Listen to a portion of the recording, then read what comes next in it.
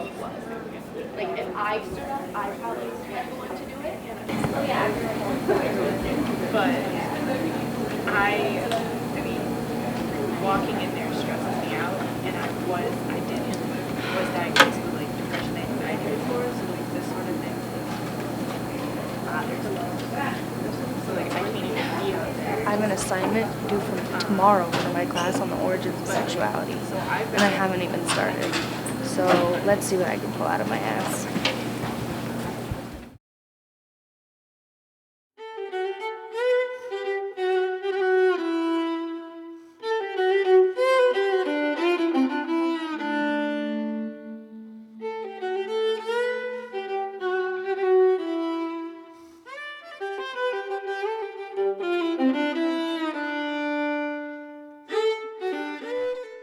I'm getting ready to interview my friend, Dr. Catherine Clark, professor here at the College at Brockport of Medieval European History, especially gender, culture, and religion.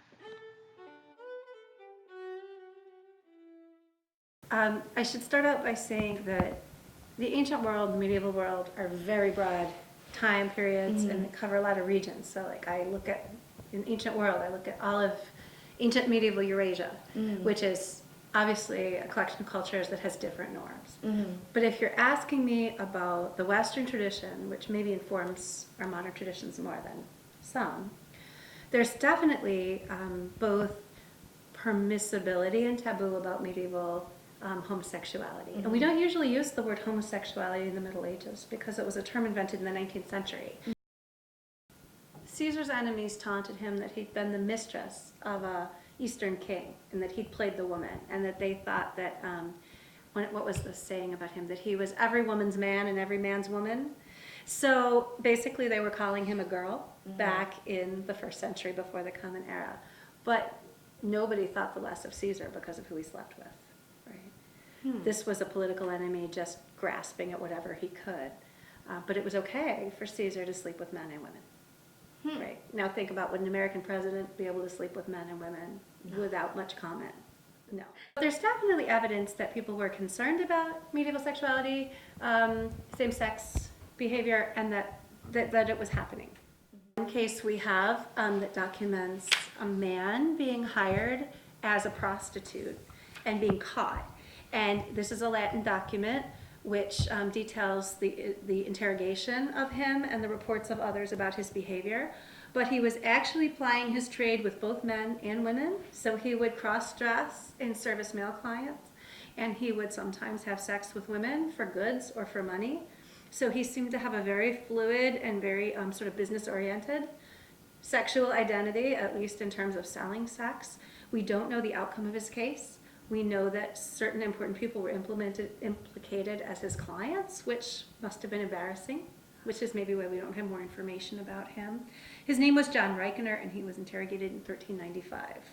I think what it comes down to is that people who think that homosexuality was condemned in the same way across time are completely uninformed about how fluid and contingent the ways that sex is treated across time and place and in different cultures in the ancient world and medieval world.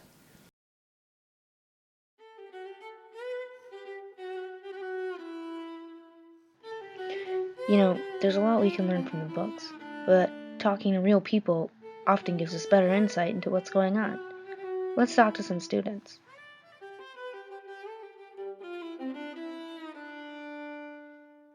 What's your sexuality? I consider myself lesbian. Okay. See, I'm attracted to men. Strictly dickly over here. I'm bisexual, so I think it's okay. But do you think that you came out of the womb like a lesbian, or do you think that, you know, you have other aspects of your life has made you kind of choose to be a lesbian? Like, what do you think? Honestly, I feel like it can go either or. Some people can be born with their sexuality, some people aren't. That's like trying to ask a straight person, oh, were you born straight?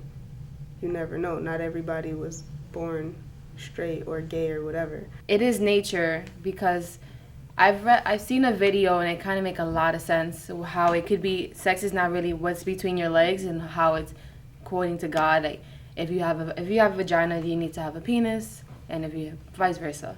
So it's actually what's between your ears. So whatever calls your attention, it's what you're attracted to. Well, I think it's kind of both, because I definitely don't think I picked to like girls. I think, like, I guess I wasn't, like, I didn't come out the womb like, oh, I like girls, but I think it's definitely biological. Like, there's something in you. Me personally, I have a lot of siblings, 5 brothers and 1 sister. So I was always around my brothers and like my dad. So I would always like just be there when they were talking about girls and stuff like that. And I just kind of found it interesting. And like, I just appreciate a female, like a female's body, stuff like that. Like a female's mind, her personality, everything that has to do with a female. Like, I feel like that was one of the best creations that God has made, was a female. I went to a point in life from middle school where I guess this is the 2007 to 2006 era where they thought it was okay to be bi-curious, and I'm just like, what are you guys doing? So then I tried it out, but it wasn't for me. Like, I just wasn't finding women appealing like I do men. Yeah, I was little, so I didn't really know that it was like wrong or anything, and I didn't know that like it was like, oh, I have to like girls or I have to like guys. Well, I think anything that isn't like the norm is a struggle. Like, what society thinks is right is like a man and a woman. So to like say I want to marry a woman it's always gonna be a fight, I think. I wouldn't say it's such a problem now. Well, actually, it is a problem because being that it's been denied for so many decades, years, century, whatever you want to call it. People they just have this ignorance in their mind where they're just not going to accept it, and that's just something that we need to teach them or tell them to overcome it, because that's just how life is. Well, what I do want to throw in there is that I'm glad they are finally legalizing same-sex marriages.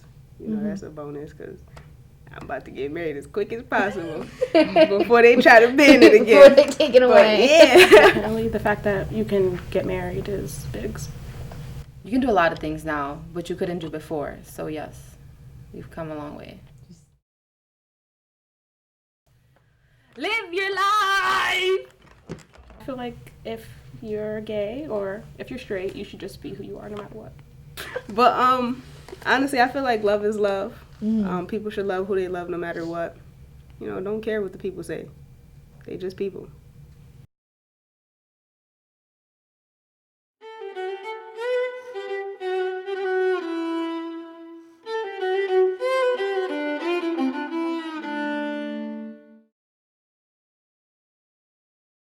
I finally finished. You know, we've come a long way, but it's a long way to go.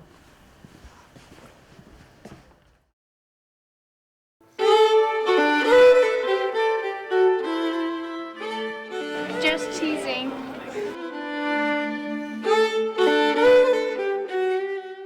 Because it be looking cray. Are you recording? Yeah. You're an asshole.